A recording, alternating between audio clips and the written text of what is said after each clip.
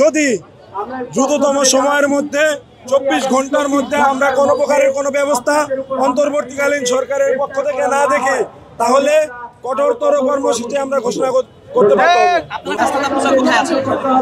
এখন হাসনাত আব্দুল্লাহ পরিপূর্ণভাবে নিরাপদ অবস্থায় ঢাকায় এসেছেন, উনি নিরাপদ আবাসস্থলে আছেন।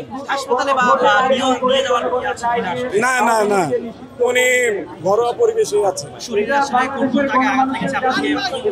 আপনারা সবাই জানেন যে হাসনাত আব্দুল্লাহ তার 2টি ছবি গণমাধ্যমের সামনে এসেছে। উনি হাতে আঘাত পেয়েছেন, তবে আঘাত খুব বেশি গুরুতর নয়।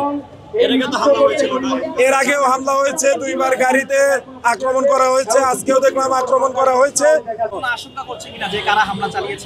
আমরা মনে করি এখানে আওয়ামী ফ্যাসিবাদের দোসরেরা জড়িত। হাসনাত আব্দুল্লাহর পক্ষ থেকে সে ধরনের কথাই বলা হয়েছে, যেহেতু তিনি আক্রান্ত হয়েছেন তিনি আইনি ব্যবস্থা নেবেন কি না নেবেন এটা তার ব্যাপার। আমরা সংগঠন হিসেবে এই আওয়ামী ফ্যাসিবাদের বিরুদ্ধে যেহেতু সংগ্রাম অব্যাহত রেখেছি, আমরা তাৎক্ষণিক প্রতিক্রিয়া হিসেবে এই প্রতিবাদ সমাবেশ করেছি। আমরা 24 ঘন্টা সরকারকে সময় দিয়েছি। এর মধ্যে যদি সরকার কোনো প্রকারের কোনো সরাসরি এই জড়িত যারা তাদের বিরুদ্ধে ব্যবস্থা না নেন তাহলে আমরা কঠোরতর কর্মসূচি ঘোষণা করব এবং তারপরে আমরা ভাববো আইনি কোন প্রক্রিয়ায় আমরা যাব। জি, হাসনাত আব্দুল্লাহ ভাই আমাদের জানা মতে উনি ঘরোয়া পরিবেশে উনি তার প্রাথমিক যে চিকিৎসা সেটি সম্পন্ন।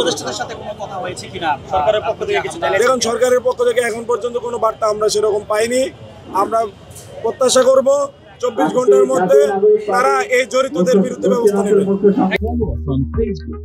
Subscribe our YouTube channel. Get the latest update on www.daily-sun.com.